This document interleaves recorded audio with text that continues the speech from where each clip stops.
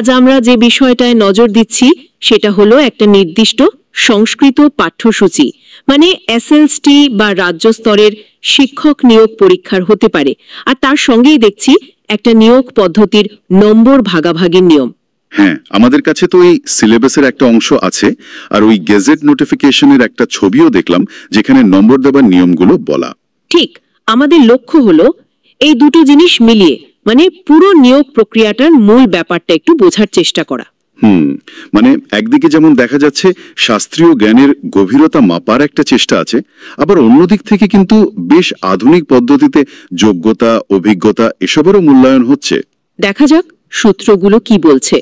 প্রথমেই ওই পাঠ্যসূচিটা যদি দেখি, এর পরিধিটা কিন্তু বেশ অনেক বড়। হ্যাঁ, একদিকে যেমন খুব খুঁটিয়ে ব্যাকরণ দেখতে হচ্ছে, শব্দরূপ, ধাতুরূপ মানে সন্ধি, প্রত্যয়, সমাস, ভাষার একদম গোড়ার কথা থেকে। আবার তেমনি উল্টো দিকে সাহিত্যের একটা বিশাল ইতিহাসও রয়েছে, মানে বৈদিক সাহিত্য থেকে শুরু করে রামায়ণ, মহাভারত। একটা জিনিস খেয়াল করার মতো, মানে ব্যাকরণের ভিত্তি যেমন জরুরি, তেমনি সাহিত্যের যে প্রেক্ষাপট, মানে ধরুন সংহিতা, উপনিষদ, পুরাণ বা নাট্য সাহিত্য, দুটোকেই কিন্তু প্রায় সমান গুরুত্ব দেওয়া হয়েছে। শুধু থিওরি নয় কিন্তু। না, একদমই নয়। এর যে প্র্যাকটিক্যাল দিক, যেমন ধরুন অনুবাদ করতে পারা বা অশুদ্ধি সংশোধন, এক কথায় প্রকাশ, এগুলো তো সিলেবাসের জরুরি অংশ। মানে বোঝাই যাচ্ছে পরীক্ষার্থীর থেকে একটা বেশ ভালো সামগ্রিক প্রস্তুতি চাওয়া হচ্ছে। বেশ, এবার তাহলে ওই নিয়োগ প্রক্রিয়ার নম্বর বিভাজনের দিকটা একটু দেখি, যেটা ওই বিজ্ঞপ্তির ছবিতে আছে। স্নাতকোত্তর বা মাস্টার্স ডিগ্রির রেজাল্টের ওপর দেখছি বেশ কিছু নম্বর নির্ভর করছে। হ্যাঁ, যেমন 60% বা তার বেশি যদি কেউ পায়, সে সরাসরি 10 নম্বর পাচ্ছে। আবার ধরুন 50% থেকে 60%-এর মধ্যে হলে 8 নম্বর। আর যদি 50%-এরও কম হয় তাহলেও 6 নম্বর থাকছে। তবে একটা জিনিস খুব নির্দিষ্ট করে বলা আছে, নম্বরের শতাংশের হিসেবে কোনো রাউন্ডিং অফ করা চলবে না। মানে 0.5 বা তার বেশি হলে পরের সংখ্যায় যাওয়া, সেটা হবে না। নিয়মটা বেশ কড়া।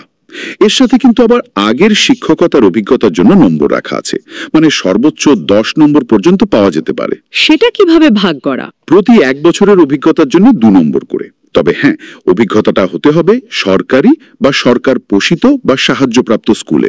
এটা কিন্তু একটা গুরুত্বপূর্ণ দিক, কারণ লিখিত পরীক্ষা তো হবেই, যেটা সম্ভবত এই পাঠ্যসূচির ওপর ভিত্তি করেই হবে, আর ভাইভা বা মৌখিক পরীক্ষাও থাকবে। কিন্তু তার পাশাপাশি দেখছি প্রার্থীর একাডেমিক রেকর্ড আর পেশাগত অভিজ্ঞতা, এই দুটোকেও আলাদা করে গুরুত্ব দেওয়া হচ্ছে। ঠিক, তার মানে শুধু পরীক্ষায় কেমন পারফর্ম করলো সেটা নয়, তার আগের ট্র্যাক রেকর্ড মানে রেজাল্ট আর কাজের অভিজ্ঞতা দুটোই ম্যাটার করছে। সেক্ষেত্রে একটা প্রশ্ন মনে আসছে, পাঠ্যসূচিতে যেমন দেখছি বৈদিক পদপ্রকরণ বা পরিণত রূপ সাধনের মতো খুব গভীর, মানে ভাষার একেবারে ভেতরের গঠন নিয়ে প্রশ্ন, সেই গভীরতাটা কি এই নম্বর বিভাজন পদ্ধতিতে ঠিকঠাক ধরা পড়ছে, যেখানে আবার বাস্তব অভিজ্ঞতাকেও এতটা ওজন দেওয়া হচ্ছে? এটা একটা খুব ভালো প্রশ্ন। দেখুন, এই কাঠামোটা থেকে যেটা মোটামুটি স্পষ্ট হচ্ছে সেটা হলো নিয়োগ প্রক্রিয়াটা আসলে দুটো দিকেই ধরতে চাইছে। দুটো দিক মানে? একদিকে যেমন ওই পাঠ্যসূচির মাধ্যমে সংস্কৃত ভাষা আর সাহিত্যের গভীর জ্ঞানটা যাচাই করার লক্ষ্য রাখা হয়েছে, তেমনি আবার অন্যদিকে প্রার্থীর যে নথিভুক্ত একাডেমিক পারফরমেন্স মানে তার রেজাল্ট আর তার ফিল্ড এক্সপিরিয়েন্স, সেটাকেও সরাসরি মূল্যায়নের মধ্যে আনা হয়েছে। এই দুটোর মধ্যে একটা ব্যালেন্স করার চেষ্টা মনে হচ্ছে। হ্যাঁ, একটা ভারসাম্য আনার চেষ্টা তো দেখা যাচ্ছে বটেই। সাহিত্য, তত্ত্ব থেকে তার প্রয়োগ, মানে প্রায় সবই আছে।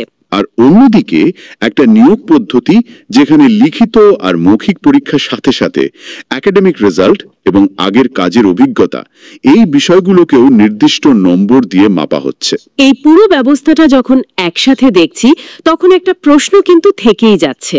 এই যে একদিকে শাস্ত্রীয় জ্ঞানের গভীরতা মাপার চেষ্টা, আর অন্যদিকে ওই নথিভুক্ত যোগ্যতা বা অভিজ্ঞতার পরিসংখ্যান, এই দুয়ের মধ্যে মূল্যায়নের ক্ষেত্রে নিখুঁত ভারসাম্য রক্ষা করাটা আসলে কতটা জরুরি? এবং তার থেকেও বড় কথা হলো সেই ভারসাম্যটা বাস্তবে অর্জন করাটা কতটা সম্ভব, এটা নিয়ে কিন্তু আরো ভাবার সুযোগ আছে, অবশ্যই আছে।